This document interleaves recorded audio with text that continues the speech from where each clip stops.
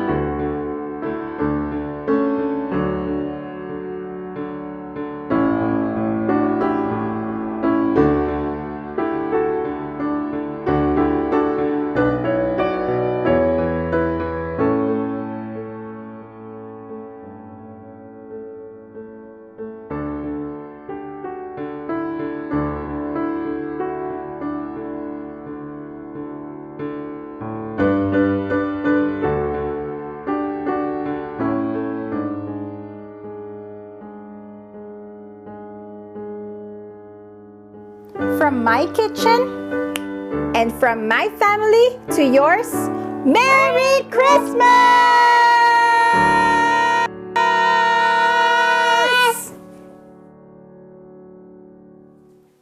So yes guys, today magbe-bake tayo ng egg pie. Dahil miss na miss ko na to from the Philippines. Pero hindi nyo naman na kailangan umuwi ng Pilipinas para kumain ito. Ano ba yung egg pie? Egg pie yung normally pinapasalubong ng mga kamag-anak natin kapag darating sila from another province.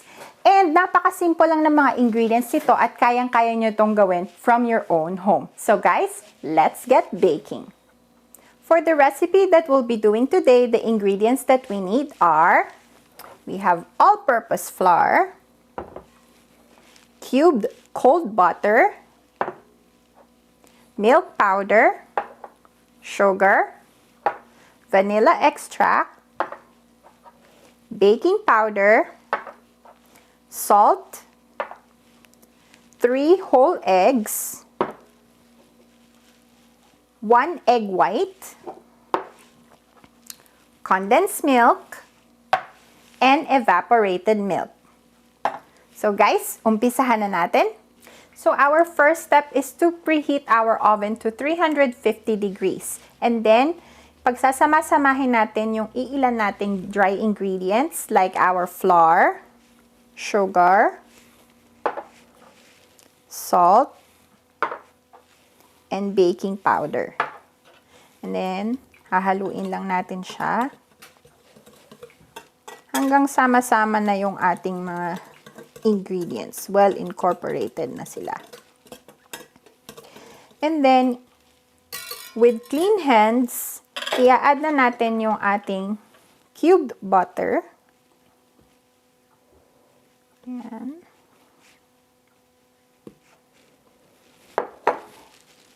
And then, lalamasin lang natin guys.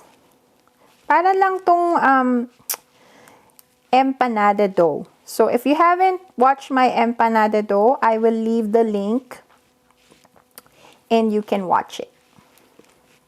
So, ayan.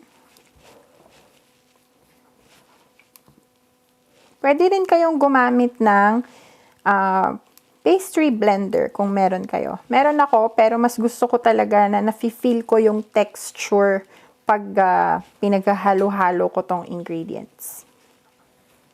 So guys, ito na yung texture na hinahanap natin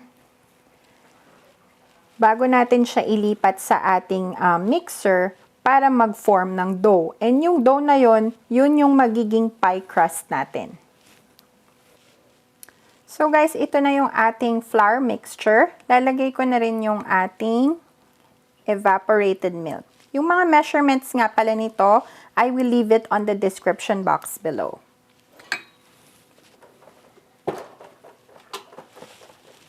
And then, inaned lang natin siya hanggang mag-form na siya ng dough.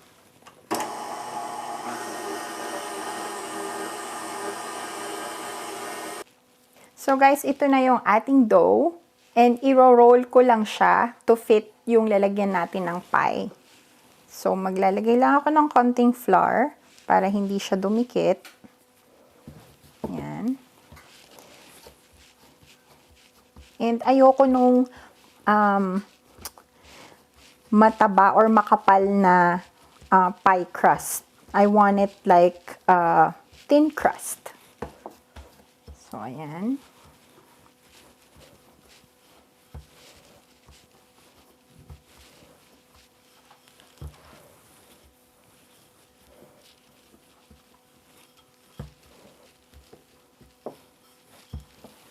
So, ito na guys yung ating rolled out na dough. And ilalagay ko na siya dito sa ating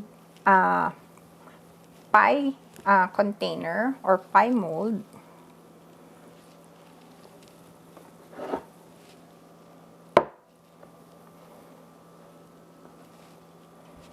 So guys, ito na na-mold na natin yung ating dough. And then, dahil ayoko talaga ng makapal na crust, yung mga sides niya, ika-cut out ko siya. But it's totally up to you. Kung gusto nyong makapal na crust, you can leave it. Yun ang kagandahan kapag ginagawa mo siya sa bahay. It's your own preference. So, ika-cut ko lang siya. And then, pinrest ko na din yung sa gilid niya.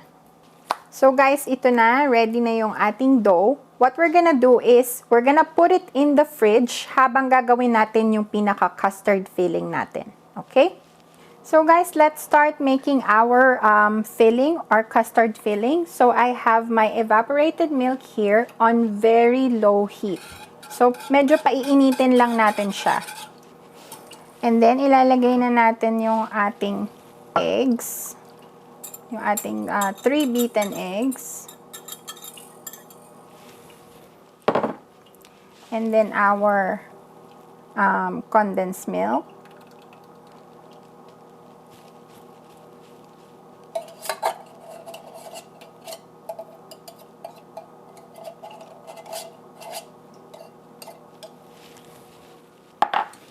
Lagay na rin natin yung ating vanilla.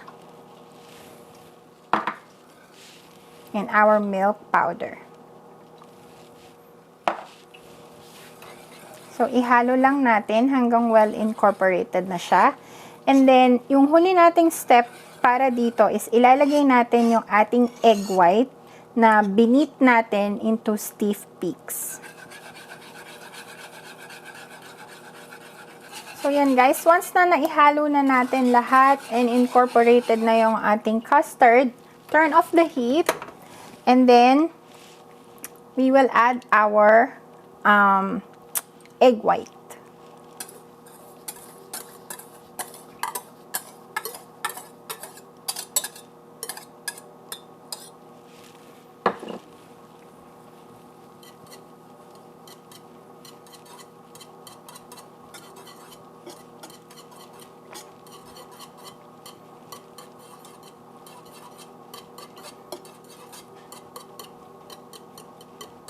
So guys, ito na yung ating pie. I took it out of the fridge and then ilalagay na natin yung ating custard or yung filling natin.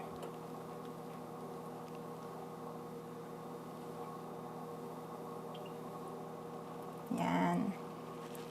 And then, we will bake this for 15 minutes at 350 degrees. And then after 15 minutes, we will lower the temperature to 325 degrees and then ibe-bake natin ulit siya for another 25 to 30 minutes.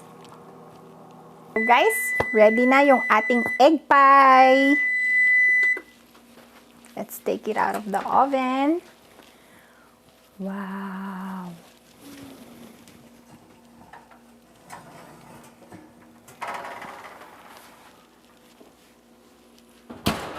Ayan na siya. Bango. So, ayan na siya guys. Pero, kailangan pa rin niyang mag-set kung medyo jiggly pa yung middle part. So, kailangan pa rin nating mag-intay ng about half an hour to 1 hour. So, guys, ready na ang ating egg pie. Ayan na siya. Ang bango-bango. And, nag-slice na rin ako for tikiman time. So, guys, tikman na natin. So, guys, ito na. Tikman na natin. Ready na ba kayo? OMG.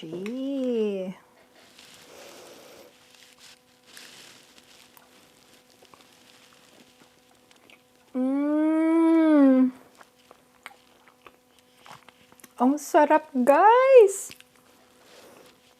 Ay, ito yung tipo na hindi nyo mapipigilang kainin.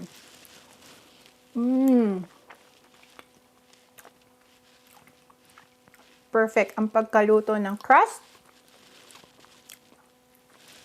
Tingnan nyo natin kung crunchy.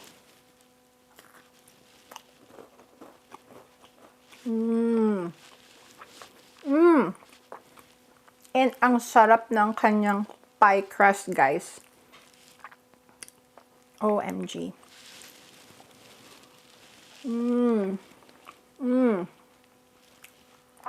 Perfect for merienda, perfect for Christmas, and perfect with your coffee.